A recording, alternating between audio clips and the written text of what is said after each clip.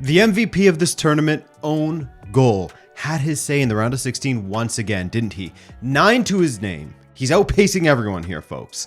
I'm Adrian. Hello and welcome back. Yet another quarterfinal matchup was set up today, so let's get straight into this coverage, yeah? If you're new here, make sure you subscribe so you don't miss any of our daily uploads during Euro 2024. Sound good? Let's go. So France started with a 4-3-3 or 4-3-1-2 kind of shape.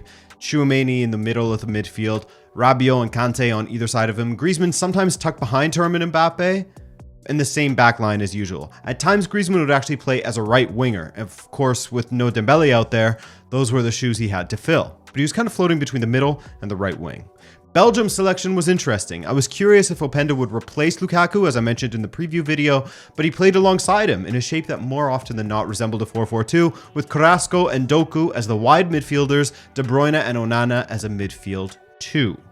But as expected, we saw little of Belgium in the opening exchanges, kind of setting the tone for the rest of the match. They look at their best when countering anyway, right? As they did against Romania and at times against Slovakia, at times. They tried playing long balls to launch attacks, but given their midfield was sitting relatively deep, France were cleaning up any loose balls and continuing their attempts to unlock that Belgian defense. But the most dangerous opportunity came from a free kick for Belgium, as De Bruyne just hit a driven, bouncing strike toward goal. Maignan was bracing for a touch that never came, hence his late reaction, and sort of swept it away with an awkward kick. That seemed to have ignited a bit of belief in Belgium for a bit, as this French team just looked a little bit laborious in the attack, didn't they? Honestly, much of their positive play in that first half was coming from Jules Koundé. He put in a dangerous ball that found Thuram in the 34th minute, but he headed just wide of the goal. Very dangerous opportunity there, should have done better from about 6 yards out. And spoiler alert, he would head over in the second half as well from a great position. Not his strength in this game, and just not his game in general. There were a couple of strikes from Tchouaméni, a few in this match, that went over the bar. One a far better opportunity than the other, but overall at the half it was quite the stalemate.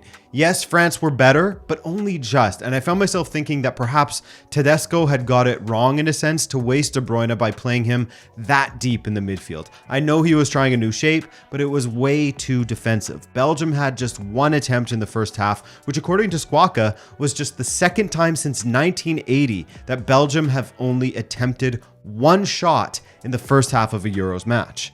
Now, one thing that this match really hammered home for me was just how much Griezmann has struggled at this tournament in comparison to the 2022 World Cup Griezmann and the last couple of seasons for him at Atleti. He has been amazing for Atleti in particular lately, whereas in this tournament, he has just looked lost and a bit tired. Not that France's struggles are on him by any means, it's not his fault, but he is an integral part of their success, so their struggles are his struggles also. Or his or theirs, I guess I should say. But Tchouaméni, by the way, would have another one of France's more dangerous attempts early in the second half as his curling strike was deflected, forcing an okay save out of Castells. Again, flowers to Castells in this tournament thus far. He's really impressed me. However, one of the highlights of this match in general was De Bruyne winning the ball and playing a perfectly weighted pass into the path of Carrasco. But the recovery run and perfectly executed sliding tackle to block Carrasco's attempt was marvelous. Take a bow, Theo Hernandez, for that one. Really, really well done by the left back. Now, we did actually see De Bruyne get pushed up the pitch a bit as Belgium reverted to the regular shape and taking off Openda for Mangala, but beyond a decent Lukaku chance that forced a good save out of Maignan, in the immediate aftermath, it was still France that were dominating the ball and generating attempts at goal, until De Bruyne found space to strike at Maignan in the 83rd minute, but he struck it directly at him. But then out of nowhere, as France slowly passed the ball around the Belgian box, it came to Kolo Muani, and his strike found the back of the net. If that was his goal, then it would have been his first goal since February 10th, almost 5 months ago. However, in looking at the replay, it was a horrendous way for Belgium to concede. Not only did Kolo Muani hit a scuff strike off of his own standing foot, but it was such a wayward strike that it wasn't even heading toward goal, deflected off of Vertonghen and past Castells. Honestly, if I was Belgian, watching that goal would make me feel ill, sick to my stomach. So no goal for Kolo Muani. However, he was a difference maker for France off of the bench. His performance in general was good. He was much more effective and positive than Thuram was throughout the match. Also, Mike Mignon made a couple of decent saves when called upon. He's another one that can hold his head high after this performance. And Upamecano, Mr. Upamecano, made some decent tackles and overall played a relatively clean game in defense. Mind you, I still found that Saliba outshone him, but given where he was after the poor Poland performance, Upamecano that is, he looked a lot better in this match. So France advance, and they will play the winner of the next match that we will talk about in just a moment here.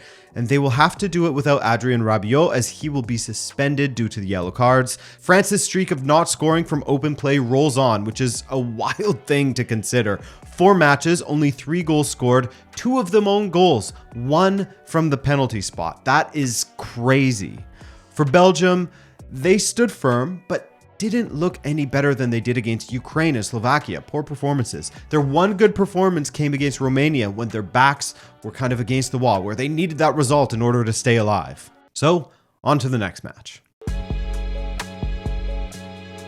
Portugal's lineup was exactly as I expected, though I was incredibly disappointed at the outset to see Rafael Leão in the starting lineup. Rafael Leão hadn't done anything in this tournament to warrant a start. Plus, Rafael Leão against a team that is likely to sit deep is just not where he's best utilized, right? He's most effective on the counter when he has space to run at defenders. But I was hopeful he could prove me wrong.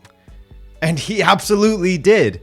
It certainly helped that Slovenia didn't play as deep as I thought they would early in the match. He did well after 7 minutes to drive forward with the ball and play a nice pass to Ronaldo in space, but Ronaldo took a really poor touch and the chance was gone.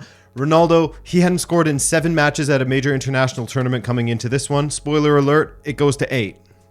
Bernardo Silva later played a fantastic ball into the box that Ronaldo couldn't get on the end of. Maybe a few years ago, he would have had the pace in those initial few yards to get into the path of the ball and then launch himself, but not this time, not at 39 years old, coming off of a season playing in Saudi Arabia. But he got on the end of a chipped cross from Vitinha after half an hour, though Durkasic had him in his pocket when it came to the aerial duels in this match. Oh well, at least we saw the value of having Rafael Leão on the pitch moments later, as he drove at the Slovenian backline with pace and forced a foul out of Durkasic, for which he was carded. And from the ensuing free kick, of course Ronaldo took it in, of course it went over the goal. It was close-ish, but Oblak had his hand in front of it, he had it covered. I hope to see the day when someone else will be allowed to take a free kick. It wasn't this day. Another one from an odd angle, way from the left, a perfect time to just play a ball into the box and let someone like maybe Ronaldo try to get on the end of it. But Ronaldo tells Bernardo and Bruno to step off so he can hammer it high, wide, and out for a goal kick instead. I just don't get it. I thought he had chilled out and I liked how he was playing in the first 2 matches. And then the more the matches went on, the more he seemed obsessed with getting goals for himself, with getting that "I've scored in every Euro since 2004" card, you know? Obsessed with just getting a goal for himself. He was maniacal in this match. 1 out of 58 free kicks converted by him in international tournaments makes you wonder how many of those could have ended up with a goal either directly or indirectly if someone else was allowed to take them. He would go to 1 out of 60 in this match, by the way. 0 for like 33 in Euros. Just before the half, a decent run from Rafael Leão once again saw him cut it back to Palhinha, and his low strike clipped the outside of the post. The performances I was happy with in the first half: Vitinha, who has been brilliant all tournament when he's played. Rafael Leão looked very dangerous when he had space to run into. Nuno Mendes had his moments, and Palhinha was pretty solid in the midfield as well. Didn't see enough from Slovenia to speak of them really beyond Durkasic, who had Ronaldo in his pocket in the box and was quite solid otherwise. Bijal was also quite good for them. Oblak, when he was called upon, he was there. In the second half, Cancelo suddenly became Portugal's top performer as he turned a Slovenian player inside out, then squared the ball, deflected out to Bernardo for a half chance, but Bernardo skied it. Another guy who's struggling in this tournament. I love Bernardo, but he's really struggling. Another free kick. You know who took it. You can guess the outcome. Goal or no goal? This one was directly at Oblak, saved there. We finally saw Benjamin Sesko as he was in a foot race with Pepe, slowed up to finish, which allowed Pepe to recover and put him off a bit, and he scuffed his finish like Kolomuani, but without the whole deflecting off of the defender and in part of it, it just went out. As for tactical changes, Martinez brought on Diogo Jota for who? Vitinha? Truly don't understand that. If you wanted to take off a midfielder, Bruno was having a terrible match. Different profiles, of course, as Bruno is more advanced up the pitch, but Vitinha was controlling the midfield, breaking through the Slovenian press. Hard to understand that call for Martinez. And then he took off Rafael Leão, another one of the players that was looking dangerous for Portugal. Just doesn't make sense, man. Anyway, another chance would fall to Big Ron, a chance that he would have buried at any given time, as recently as when he was at Juve or his first season at United, or his return to United. But again, he struck it directly at Oblak. It was a tough watch. Just like I said in the preview, right? Portugal doesn't know how to break down teams that sit back like this, which Slovenia began doing more and more as the match went on. It was slow, it was boring, and Portugal's ideas go as far as working it down the right flank or the left flank. If the wide player doesn't have it in them to beat their man, they then pass it backwards, and then the ball is hoofed to the back post, hoping for Ronaldo to get on the end of it. He doesn't. It's headed away. That's basically Portugal in a nutshell. And so to extra time we go. Of course, it took an individual effort from Jota for Portugal to win a penalty and surely win the match, right? Right? Ronaldo took the penalty and he hit it at the perfect height for a keeper to be able to save it, and save it Oblak did. It's a good save from Oblak, even if it was hit in a place that gave him a decent chance at it if he guessed the right direction, you know? If that's along the floor, it's in. If that's higher, it's in. You put it in that mid-range, giving the keeper a good chance.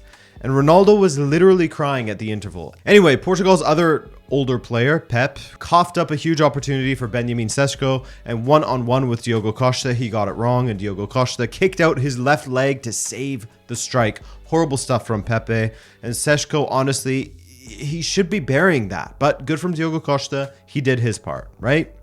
Sesko, that's 2 opportunities, man.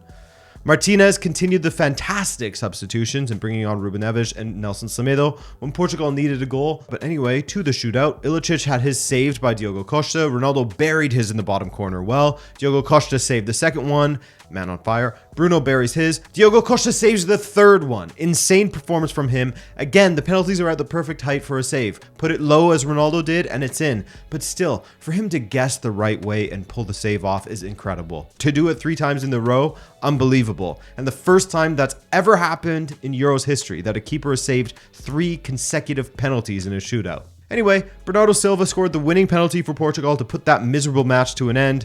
As a Portuguese supporter, that was rough. As a football enjoyer, that was rough. It's so obvious what change needs to be made. Do I even need to say it? But Roberto Martinez, Portugal will play France. 2 teams that are struggling greatly at the moment when it comes to the attack. Hopefully we are treated to better performances than we saw today. Once again, guys, thank you for watching this video. I appreciate you watching through the pain with me. And we'll see you tomorrow for the final day of the round of 16. We have Austria versus Turkey and Romania versus Netherlands. Sleep well.